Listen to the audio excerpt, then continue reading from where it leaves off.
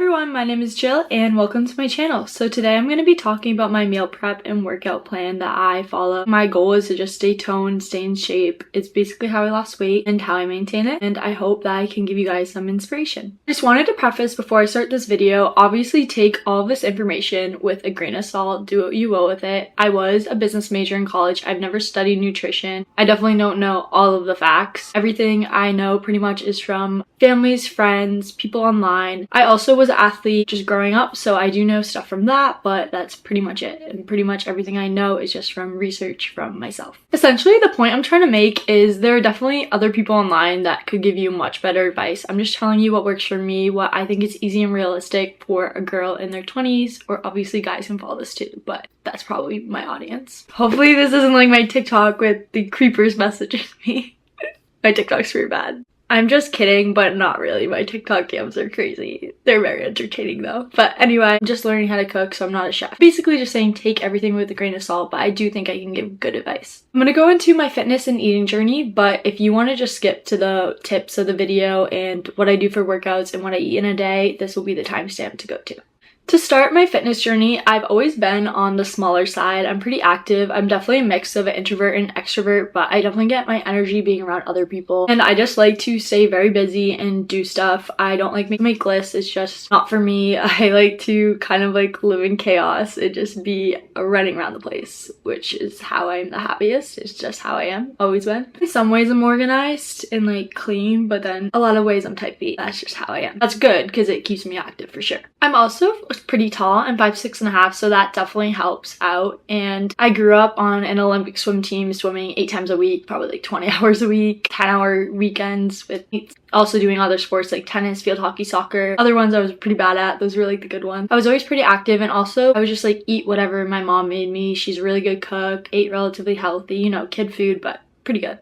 The first time I ever gained weight, freshman year of high school, I was probably like around 112 pounds, which that's just like how I was when I was little. It's not like I was eating badly, like it's just like how my body was. And I had to gain weight because I had low iron deficiency. And when I have low iron, I get really cold and I get bumps everywhere. So the doctor basically said you need to be like around 120 pounds to not get that. And I also don't eat red meat. I haven't since I was little. So they basically said that was partially why too. So for me personally, I make sure that regardless, I do not want to be under 120. Then after that time, I was told to gain weight and I had to go on birth control because I had really bad cystic acne. I'll like make a video on that one day. I think that'll be good. But I couldn't go on Accutane because I had open heart surgery when I was little. So the doctors were like, we are not putting you on that. So my only option was birth control. And I know people can gain weight on birth control, but I definitely gained weight on birth control.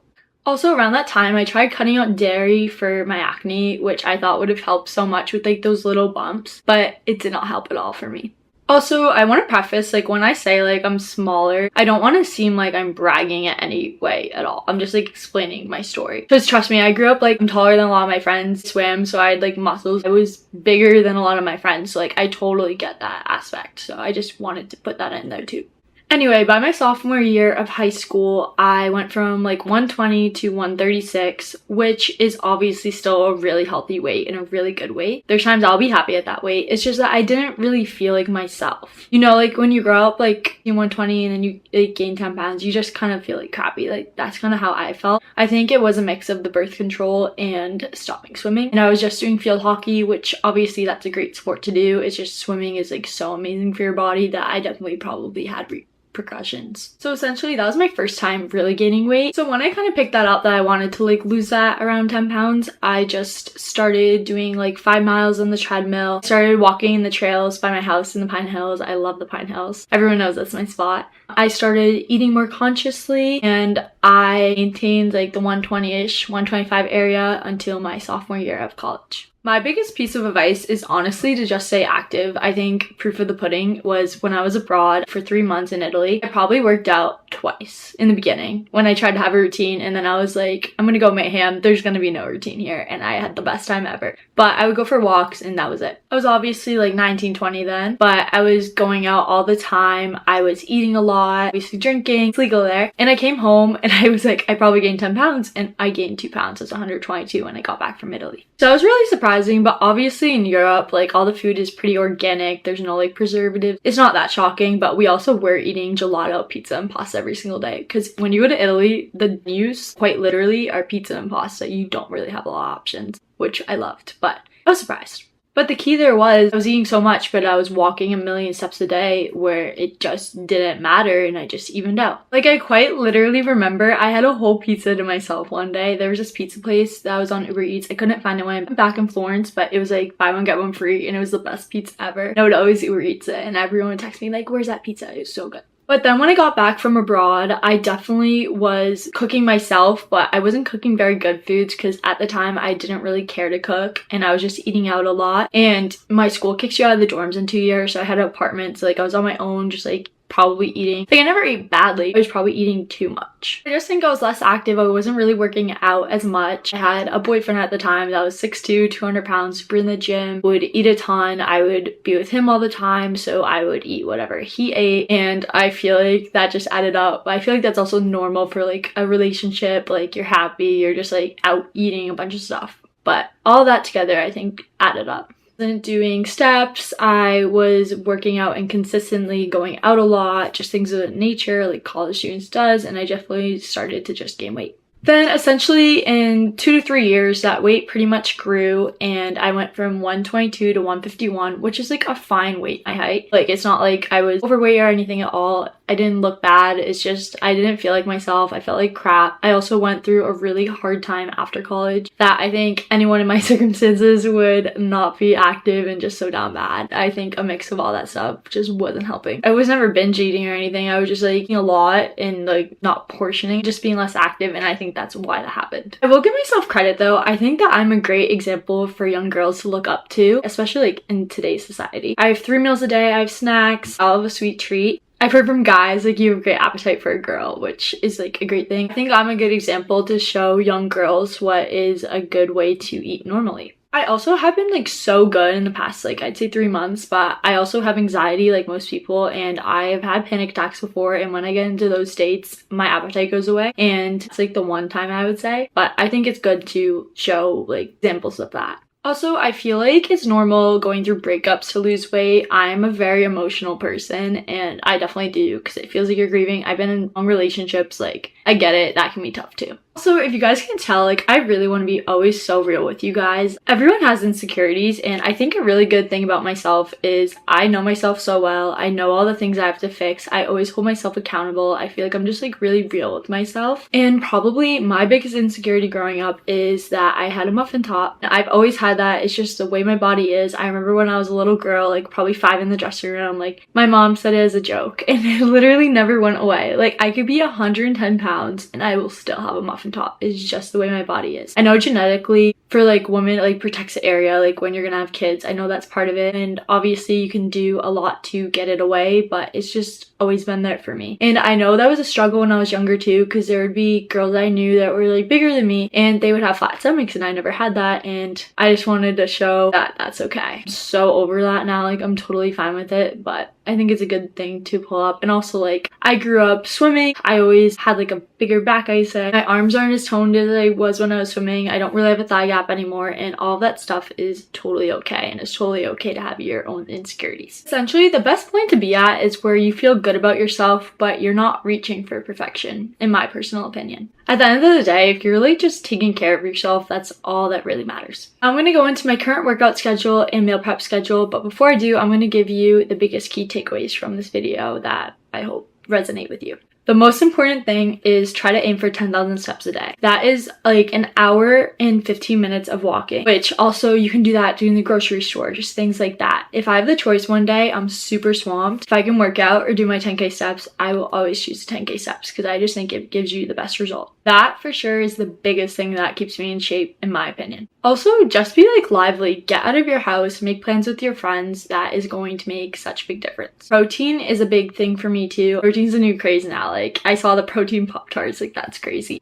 I used to do like 1 day a week where I was basically vegetarian, and I don't do that much anymore, but I low-key do think it's not a bad thing. Like, it might cleanse your system. Sometimes I'll do that, but like I don't do it every week like I used to, but I do think protein's important.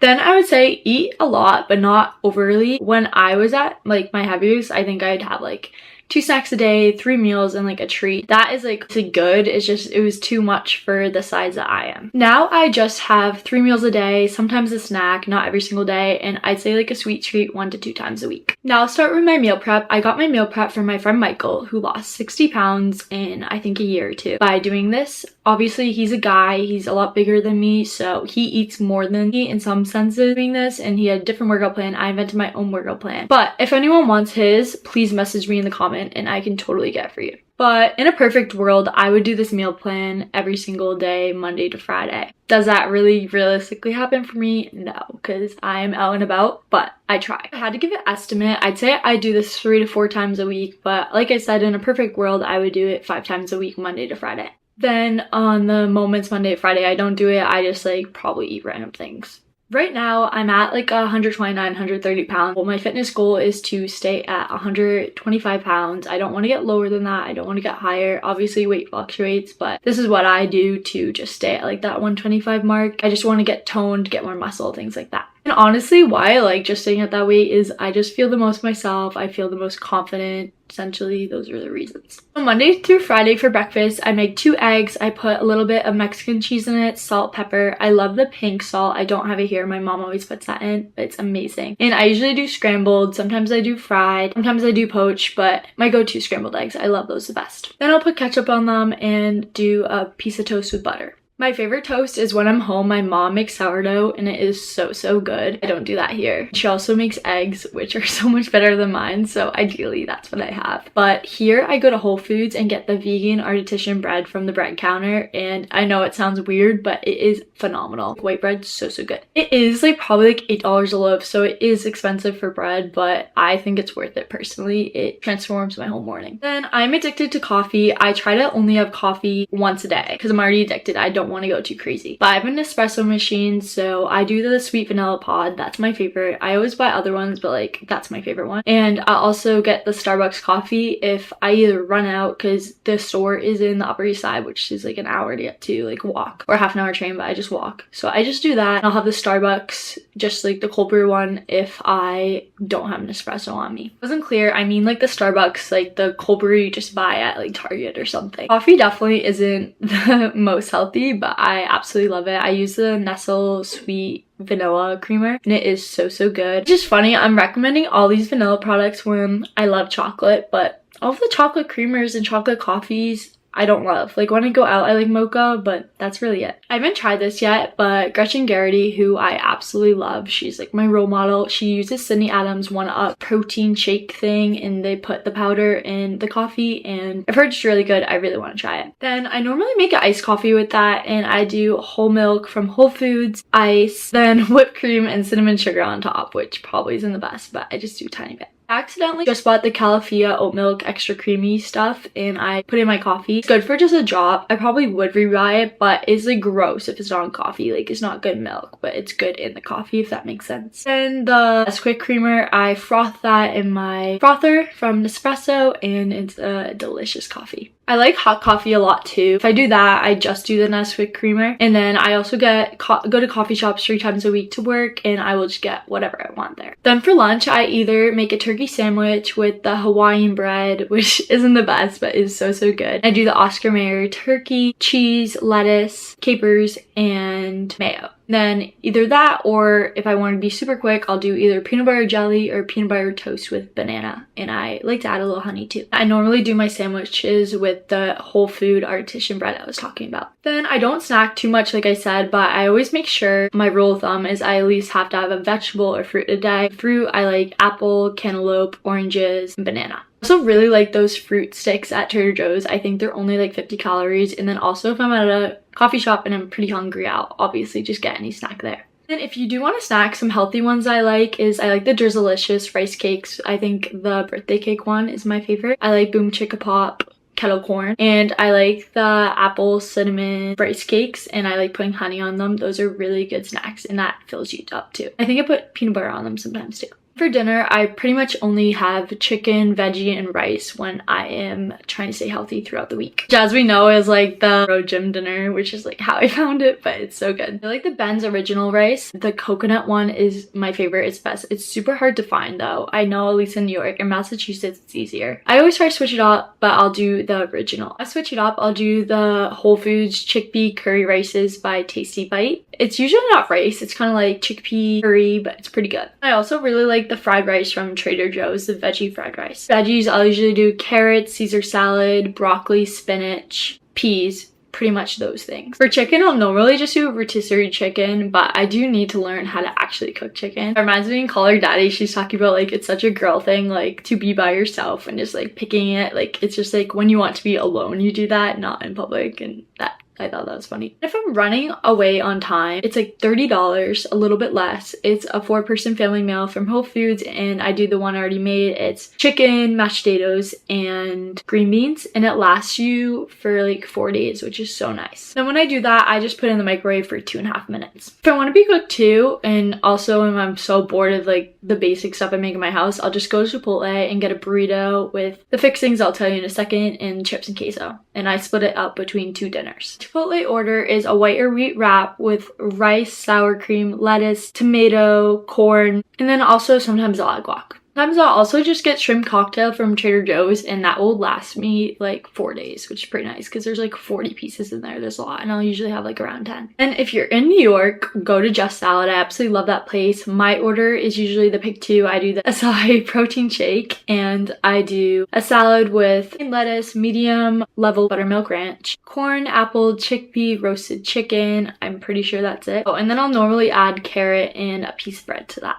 Then before bed, I'll have a ratio protein, which I got from Michael from Target. It is 25 grams of protein, 200 calories. It is so good. I prefer the blueberry and strawberry. The vanilla is pretty good too. Those are the 3 I've tried, I believe. When I work out at night, I'll have it either after a workout or I'll just have it like before bed. Another rule of thumb is to try not to eat 3 to 4 hours before bed. Sorry guys, I got a phone call, but what I was saying is if I work out, I will have it either after my workout or for a bedtime snack. But I do know a rule of thumb is it's good to not eat 4 hours before going to bed, which most of the time I fail at that because I do try to go to bed early on the weekdays, which doesn't happen, but I try. I do eat at 6 p.m. every single night pretty much, which is really good. But I do want to be like Chase Ridgway. If you guys know him, I love his vlogs. He motivates me so much. I totally recommend watching him. He goes to bed at 9:30 and 5:30 like every single day, and I would love to get to that point. I'm more of like 11, 12, wake up at 7 to 8 type of girl. Like, kudos to Chase. I really do want to be like him. Then I do drink like 2 to 3 times a week, I would say. It's just the life phase I'm in right now. I'm going on dates. I'm going on with my friends. I'm going on the weekends. When I get a boyfriend, this will change and I'll probably drink like twice a week max. But it's just the life phase I'm in, and I enjoy going out too. I don't restrict myself. If my friend texts me and wants to go to dinner, go to drinks on the weekdays, I will go. It's just the rule of thumb is I try my hardest to follow the schedule. Then on the weekends, I pretty much have whatever I want and have cheat days. I'll go to brunch, go to dinner. I love Mexican food, Thai food, Chinese, hibachi, and brunch, pizza, bagels, seafood, Italian, you know, all the things. Love making vodka pizza at home, going to 7th Street Burger and getting the veggie burger. A really good vodka pasta you guys have to try. It's like the sauce from Carbone and put heavy cream in it, just a little bit. It is so phenomenal. And for pasta, a good hack is I like banza. I know like some people don't, but it's chickpea pasta. I love it. It's so good, and you feel good after eating it.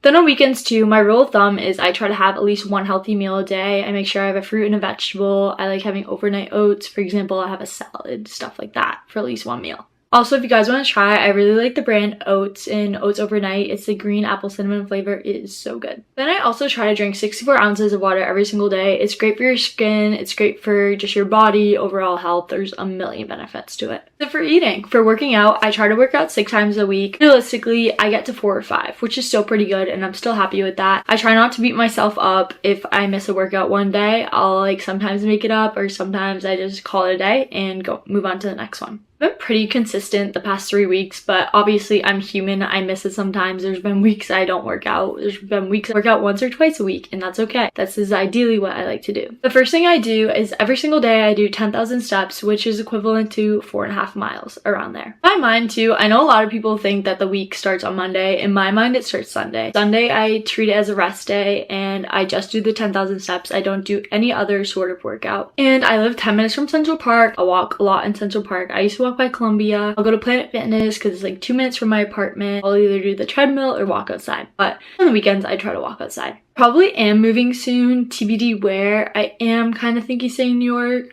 or leaving. I really don't know. I have to decide this month, but if I do move, I'm leaving this apartment. I'm going to do a different gym, which I think will be good because I can meet people my age, because I'm not meeting anyone at Planet Fitness, let me tell you. And the draw is the hydro massage there is my favorite thing ever. It's like this massage for 10 minutes and I just sit there and it is amazing. And for Monday and Tuesday, I do 10,000 steps and then I do a 5-minute Bailey Brown workout. It's abs. Then for Monday and Tuesday, I do 10,000 steps and then I do an ab workout by Bailey Brown on YouTube. I'll put it in the description, and then I'll do either 30 squats, 30 jumping jacks, things of that nature, or I will do arm weights. Then for Monday and Tuesday, I do 10,000 steps, and then I will do a 5-minute Bailey ab workout on YouTube. I will put it in the description. It's for the lower belly fat, which is really good, and I think it's effective. And then I will do either 30 squats, 30 jumping jacks, or I'll do 30 weights with my arms or 30 weights with my legs, and then I will do my field hockey stretch, which I'll also put in the description. I remember it from field hockey. It would take 20 minutes for me to explain, so I'll just put it in the description for you guys, and it is like 15 minutes long. It's not bad.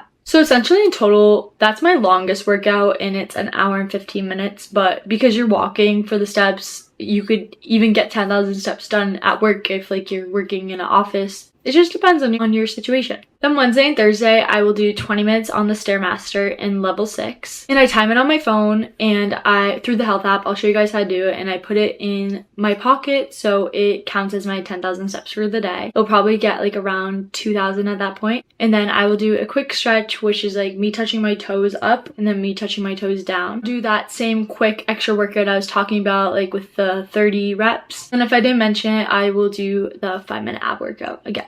Fun fact with that, I actually grew up having really chronic leg pains. My grandma had it, my mom has it. It used to be so bad when I was little. Heating pad, like heat is the only way it fixes it. It's with the weather, it's really weird, but I've never been able to touch my toes. I've been to PE, all the things. Like it just isn't gonna happen for me. Stretching and flexibility is not my forte. Then Friday, I'll put in the description, I do this 30-minute yoga for flexibility flow, something like that. It's on YouTube. And a fun fact is, everyone says girls love yoga. I like hate yoga. It's like dread it every single week. But I know I always feel better after it. I just push myself through. But I'll do that 5-minute ab workout and the quick stretch again. Then Saturdays, I will do 10K steps and a spin class. To me, it feels like I'm out, like I'm having fun. It takes 5 seconds out of my day. Like it's 45 minutes. It actually feels like 5 seconds. Like I drank the Kool-Aid there. Like it's amazing. Absolutely love it. I do Soul Cycle, which if you're in Boston, please do rubbed. It's like $15 a class. Same thing. So good. Just in New York, that's like pretty much my only option that I know of. So I just do Soul Cycle here. I also play pickleball. I play tennis. I'm in a volleyball league right now, which I'm so terrible at. Just fun things like that, and I would love to get back into swim. I'm never gonna be like what I once was with swim, but it is such an amazing workout, and I definitely want to start keeping that up again. Essentially, that is everything I do to stay in shape. Thank you so much for watching. I hope I motivated you, gave you some entertainment, gave you value, all of the things. Also, I know this is gonna be really long, so I guess just brace yourself, but thank you so much for watching, and everything that I said will be listed in the description, and I will see you guys next week. Bye!